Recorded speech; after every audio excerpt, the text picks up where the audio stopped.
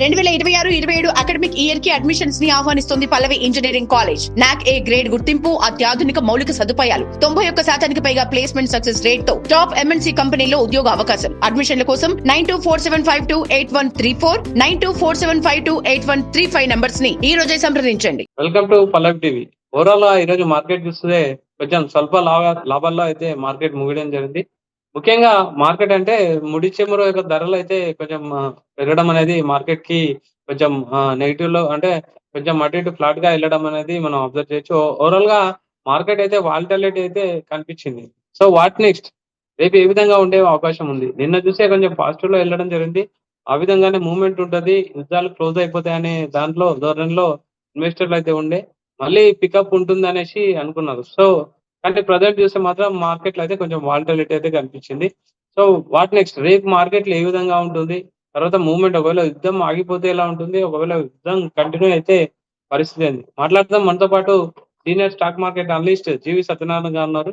Sir good evening. Good evening sir. Overall గా ఏం చెప్తారు? మార్కెట్ లో ప్రజెంట్ అయితే ఈ రోజు చూసుకుంటే కొంచెం వాలిటాలిటీ అంటే ప్రెషర్ అయితే బాగానే కనిపించింది, ఏం చెప్తారు? దీన్ని అనిశ్చిత పరిస్థితులు అంటే ఇంకా తొలగిపోలేదు. చోపీ ట్రేడింగ్ అంటారు, CHOPPY, చాపీ ట్రేడింగ్ అంటారు, చోపీ ట్రేడింగ్ అంటారు దీన్ని. అంటే మూవ్మెంట్ ఉండదు, కొంచెం పెరుగుతుంది, కొంచెం తగ్గుతుంది, మళ్ళీ ఓవరాల్ గా అక్కడక్కడే ఉంటది. చివరికి BSE 114 పాయింట్లు మైనస్ లో క్లోజ్ అయింది. కానీ నిఫ్టీకి అడ్జస్ట్మెంట్ ఉంది, అందుకే ఓన్లీ 4 పాయింట్లే మైనస్ లో క్లోజ్ అయింది ఏది NSE. కానీ ఓవరాల్ గా నిఫ్టీ 500 అనుకోండి, మిడ్ క్యాప్ అవి పాజిటివ్ లో క్లోజ్ అవడం జరిగింది. నిఫ్టీ బ్యాంక్ మాత్రం 66 పాయింట్లు కొంచెం ప్లస్ లోనే క్లోజ్ అవుతాం, మిగిలినవి కూడా పాజిటివ్ లోనే.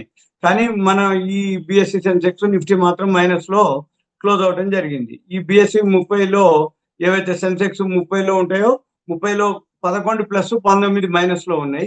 ఇక NSE వచ్చేటప్పటికి 22 ప్లస్ 29 మైనస్ లో ఉన్నాయి.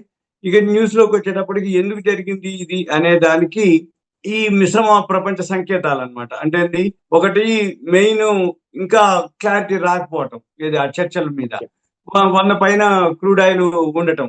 ఇవాళ కూడా మళ్ళీ ఇప్పుడు 100 పైనే ఉంది, $198.64 ట్రేడ్ అవుతుంది ఏది మన క్రూడ్ ఆయిల్.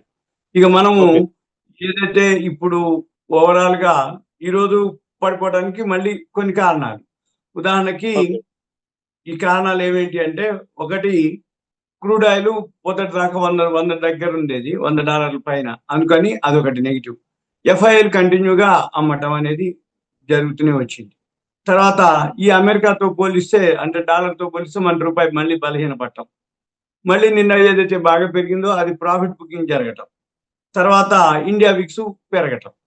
ఇక తర్వాత ఇవాళ మెయిన్ గురువారం BSE సెన్సెక్స్ వీక్లీ ఎక్స్పైరీ, వీటన్నిటితోటి ఇవాళ మార్కెట్లు కొంచెం ఉన్నాయి. అయితే రేపు శుక్రవారం వచ్చేటప్పటికి శుక్రవారం BSE Sensex weekly opening day కాబట్టి కొంచెం పాజిటివ్ లోనే ఉంటుంది. మళ్ళీ రేపు శుక్రవారం సాయంత్రానికి వచ్చేటప్పటికి శని ఆదివారం సెలవు, వీకెండ్ ఉంటుంది కాబట్టి మళ్ళీ రేపు ఉదయం పాజిటివ్ లో ఓపెన్ అయినా మళ్ళీ మధ్యాహ్నం తర్వాత యూరోపియన్ మార్కెట్లు, మళ్ళీ రేపు రాత్రికి అమెరికా మార్కెట్లు ఎలా ఉంటాయి అనే దాని మీద జనరల్ గా ఇక మనం గమనించాల్సింది రేపు ఆ మార్కెట్ని మనం చూడాలి. ఇకపోతే ఇప్పుడు పెద్దగా ఏం లేవు, రిజల్ట్స్ అయితే వస్తూ వచ్చినాయి. ఇంకా 4,400 4,500 వరకు ఇంకా కంపెనీ యొక్క రిజల్ట్స్ రావాలి. అప్పుడు దాకా మన మార్కెట్లు పెద్దగా అంటే ఇండివిజువల్ స్క్రిప్ట్స్ అనమాట. రిజల్ట్స్ ఏదైతే బాగా వస్తాయో దాన్ని బట్టి మనం ఫాలో అవడం బెటర్. ఇప్పుడైతే ఓవరాల్ గా పెద్దగా ఏమి మూవ్మెంట్ లేదనమాట, స్తబ్దత అంటారు. అంటే ఇప్పుడు యూరోపియన్ మార్కెట్లు కూడా మైనస్ లోనే జరుగుతున్నాయి, 0.5% అట్లా. అయితే ఇప్పుడు ఇవాళ రాత్రికి అమెరికా మార్కెట్లు ఇప్పుడు 6 o'clock అక్కడ ఓపెన్ అవుతాయి. అయితే యూరోపియన్ మార్కెట్లు మైనస్ లో ఓపెన్ అయినాయి, మైనస్ లో రన్ అవుతున్నాయి. ఇకపోతే ఏషియన్ మార్కెట్లు అయితే పర్లేదు, ప్లస్ లోనే క్లోజ్ అవడం జరిగింది. తర్వాతనే మన మార్కెట్లు ఇప్పుడు నైట్ అమెరికా మార్కెట్లను బట్టి రేపు ఉదయం మనం గమనించాలి. ఇంకా ఏమి చర్చలు కనుక ఓకే అయిపోతున్నావు, మళ్ళీ బ్రెంట్ ఆయిల్ కనుక తగ్గితే ఆటోమేటిక్ గా మన మార్కెట్లు పాజిటివ్ లో ఉంటుంది. FIL బయింగ్ లోకి వస్తే మన మార్కెట్లు పాజిటివ్ లో ఉంటుంది. గోల్డ్ సిల్వర్ పాజిటివ్ లోనే ఉంది ఇవాళ. ఎందుకు అంటే అది $100 దగ్గరలో ఉంది గోల్డ్ సిల్వర్. ఇవాళ సిల్వర్ వచ్చి 8,000 దాకా పెరగడం జరిగింది, 7,000 నుంచి 8,000 మధ్యలో. ఇది $1,000 దాకా పెరగడం జరిగింది గోల్డ్. ఇవన్నీ కూడా ఇక అక్కడక్కడే అనమాట. అంటే 3-4 రోజులు పెరుగుతుంది, మళ్ళీ 1-2 రోజులు తగ్గుద్ది, మళ్ళీ 3-4 రోజులు తగ్గుద్ది, మళ్ళీ 1-2 రోజులు పెరుగుతుంది. అంటే నేను నిలకడ ఉండట్లేదు. ఇప్పుడు ఏ రోజు ఏ న్యూస్ వస్తుందో తెలియదు. ఆ న్యూస్ ని బట్టి మన మార్కెట్లు కూడా అలానే ఫాలో అవుతున్నాయి. మ్యూచువల్ ఫండ్ లో కూడా ఇన్వెస్ట్మెంట్ సార్ చెప్పండి. ఇటు మ్యూచువల్ ఫండ్ సైడ్ కూడా చూస్తే మ్యూచువల్ ఫండ్ లో ఇన్వెస్ట్మెంట్ అయితే బాగా తగ్గుతుందని చూస్తున్నాను. అంటే కాబట్టి ఆర్టికల్ చెప్పేదంటే మ్యూచువల్ ఫండ్ లో ఇన్వెస్ట్మెంట్ రేట్ ఆఫ్ ఇన్వెస్ట్మెంట్ బాగా తగ్గుతుంది, అంటే చాలా వరకు తగ్గించేస్తున్నాను చెప్తున్నాను. 1.5 year నుంచి కంటిన్యూగా మార్కెట్లో ఎప్పుడైతే తగ్గినాయో ఎన్ఏవీలు అన్ని తగ్గిపోవడం జరిగింది. ఎంత మంచి కంపెనీ మ్యూచువల్ ఫండ్స్ కూడా ఓన్లీ ప్రిన్సిపల్ ని సేవ్ చేయడానికే కష్టపడాల్సి వస్తుంది. కాబట్టి రిడమ్షన్ కి ఎక్కువ అవకాశాలు ఉంటాయి. కాకపోతే ఇప్పుడు రిడమ్షన్ చేసినా అంటే ఏమైందంటే ఇప్పుడు మ్యూచువల్ ఫండ్స్ ఏవైతున్నాయో రిడీమ్ అనమాట, రిడమ్షన్ అంటారు వాటిని. అయితే 1.5 year నుంచి ఏం లేదు. ఇప్పుడు ట్రంప్ ఇంకా ఉన్నంత వరకు కూడా మార్కెట్లు పెద్దగా కోలుకునేటట్టు ఏం కనబడట్లేవు. ఎందుకంటే ఏదో ఒక న్యూస్ ఉంటూనే ఉంటుంది, ఏదో ఒక ఈవెంట్ తోటి రోజు మన మార్కెట్లు అంటే కంటిన్యూగా 1.5 year నుంచి కంటిన్యూగా మన మార్కెట్లు ట్రంప్ వచ్చిన దగ్గర నుంచి సుంకాలు టారిఫ్లని, ఇప్పుడు తర్వాత ట్రేడ్ డీల్ అయిపోయిన తర్వాత ఇప్పుడు మళ్ళీ ఇరాన్ అమెరికా వార్ అని వీటన్నిటితోటి మన మార్కెట్లు ఇంకా ఇంకా పెరిగే అవకాశాలు ఇప్పట్లో కనపడట్లేదు. అంటే ఇదంతా యుద్ధ వాతావరణం అయిపోవాలి, మళ్ళీ ట్రంప్ ఏమైనా చేస్తాడో దాన్ని బట్టి మన మార్కెట్లు పెరుగుతాయి. ఇంకొకటి కూడా ఉంది, ఇప్పుడు రిజల్ట్స్ అన్ని అయిపోయినాక ఇండివిజువల్ స్క్రిప్ట్స్ ఏవైతే ఉన్నాయో అవి పెరిగే అవకాశాలు కనపడుతుంది. ఇండివిజువల్ గా మనం హోంవర్క్ చేసి చూసుకోవాలి. ఓకే, అంటే కొత్తగా ఇన్వెస్ట్మెంట్ చేయాలనుకున్న వాళ్ళకి మార్కెట్ ఇప్పుడు చేశారు ఇప్పుడు, అంటే కొంచెం మారితే బెటర్.